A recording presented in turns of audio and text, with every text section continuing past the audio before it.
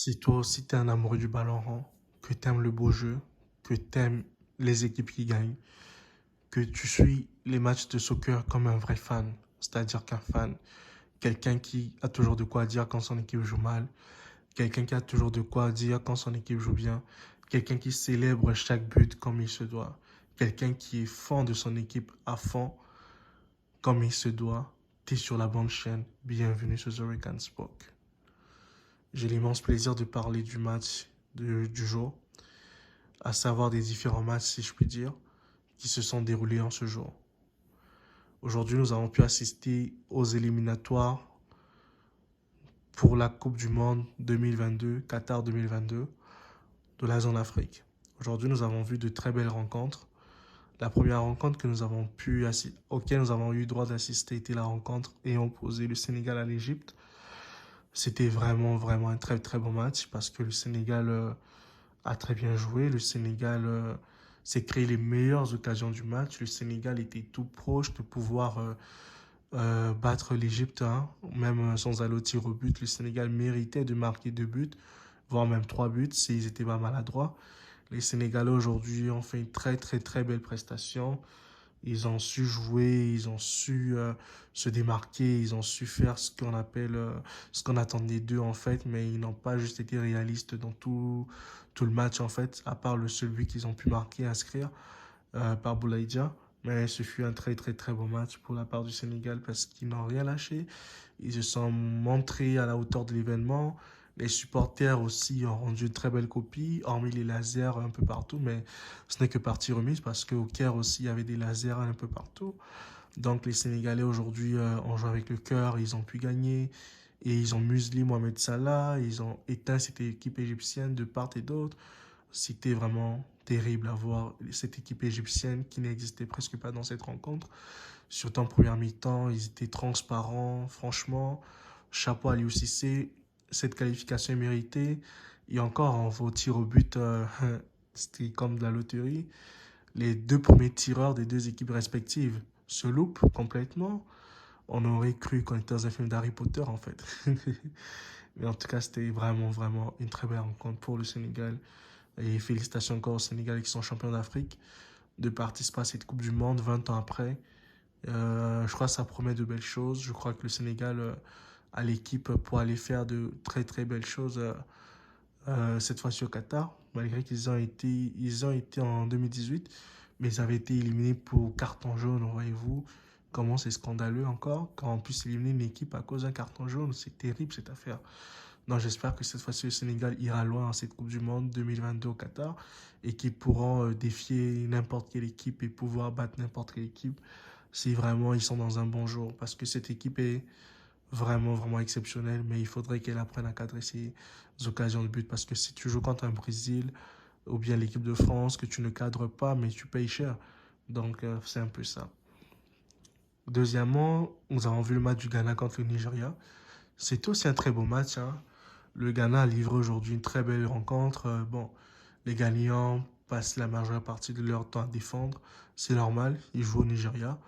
C'est normal, c'est une désillusion pour cette équipe nigériane, pour ce peuple amoureux du ballon rond, ce peuple nigérian qui a toujours été derrière ses équipes à fond, à fond, à fond. C'est triste de voir le Nigeria ne pas participer à une Coupe du Monde, mais bon, en même temps, quand le Nigeria va à la Coupe du Monde, qu'est-ce qu'ils produisent? C'est aussi ça la bonne question, il faut qu'on se pose. S'ils ne font pas ils ne perdent pas contre l'Argentine des 2-0, des 3-2, le Nigeria en Coupe du Monde, ça donne quoi? Pour moi, franchement, ça me fait même plaisir que le Nigeria ne parte pas à cette Coupe du Monde parce que le Nigeria, à la Coupe du Monde, ils sont à la rue, hein, ils sont à la ramasse. C'est comme si c'était des joueurs qui viennent juste jouer pour faire des photos. Et c'est terrible, le Nigeria. Alors qu'ils ont une très bonne équipe, ils ont des bons joueurs à tous les postes et voilà. Aujourd'hui, le Ghana l'a remporté. Les Ghanéens, on ne les connaît presque pas, mais cette équipe joue. Même si à la Coupe du Monde, je me demande bien qu'est-ce que le Ghana va faire cette année. Est-ce qu'ils vont aller loin? Est-ce qu'ils vont pouvoir bien jouer parmi les meilleures équipes? Donc, il y a tout un tas de questions en suspense pour moi, pour l'équipe du Ghana. Et je les félicite encore d'avoir su marquer ce but sur ce loupé du gardien nigérian qui s'est complètement troué, comme on dit dans l'expression footballistique. Un tir qui est fait, qui est sans danger, mais le gardien, il prend le ballon, je sais pas comment. Il se couche mal, il n'attrape même pas bien la balle.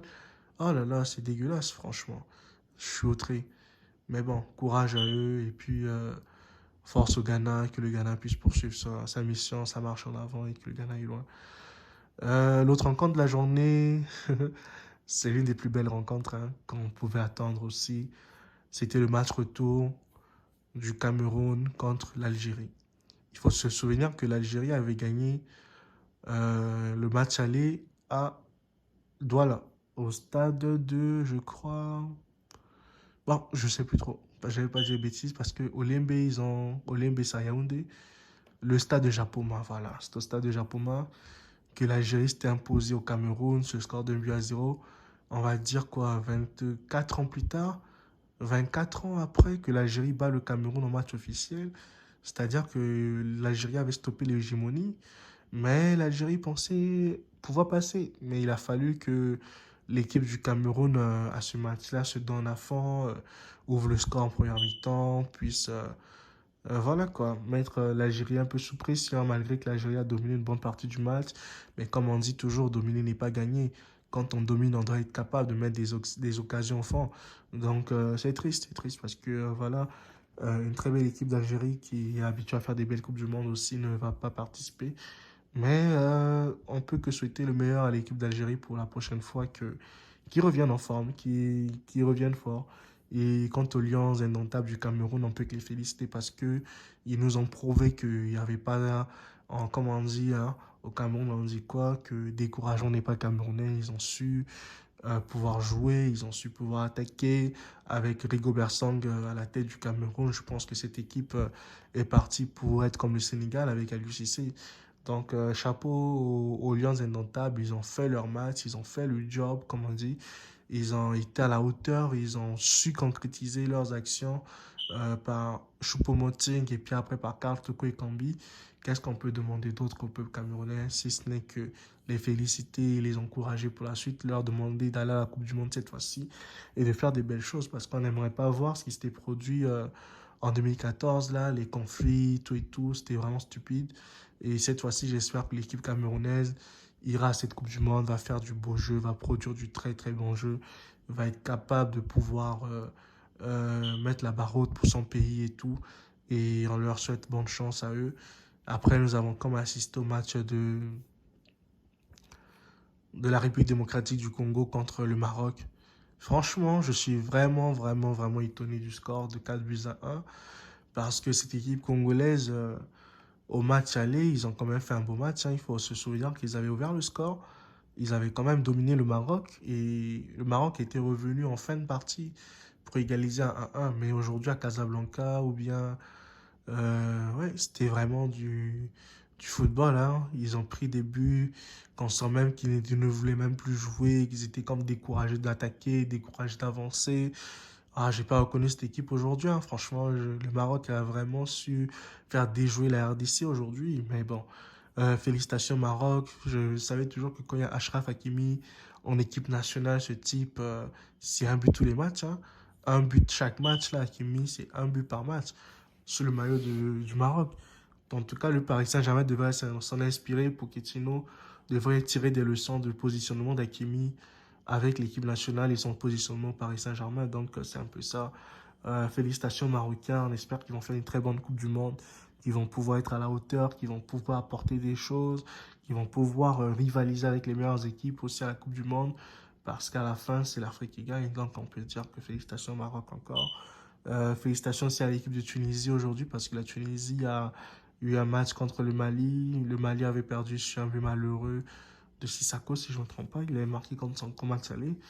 Et aujourd'hui, bon, les Tunisiens, ils ont joué le nul, hein, franchement. Et c'est terrible pour les Maliens parce que voilà, quand on est éliminé sur un but contre son camp, je pense que ça fait mal. Mais bon, c'est le football, hein, qu'est-ce qu'on peut dire? Ce n'est que partie remise. Plus prochainement, peut-être les Maliens vont bien jouer. Mais félicitations à la Tunisie parce que la Tunisie a vraiment bien joué son match. Elle ne s'est pas laissée faire, elle a su dominer, elle a su s'imposer au milieu de terrain, elle a su cadenasser sa défense. Et on ne peut que dire félicitations à la Tunisie. Et donc, je peux que tirer mon chapeau aux équipes africaines qui ont été qualifiées, à savoir le Sénégal, le Ghana, le Cameroun, la Tunisie, le Maroc. Je ne peux que les féliciter et je leur souhaite de faire une très très bonne Coupe du Monde. Quant à moi, je vous dis à très bientôt. On se retrouve pour un nouveau numéro de The Weekend Spoke Football. Si vous avez aimé cette vidéo, n'hésitez pas à mettre un like, commenter si vous avez de quoi dire, ou bien et partager s'il vous plaît. Merci beaucoup. Quant à moi, je vous dis next time. See you, guys.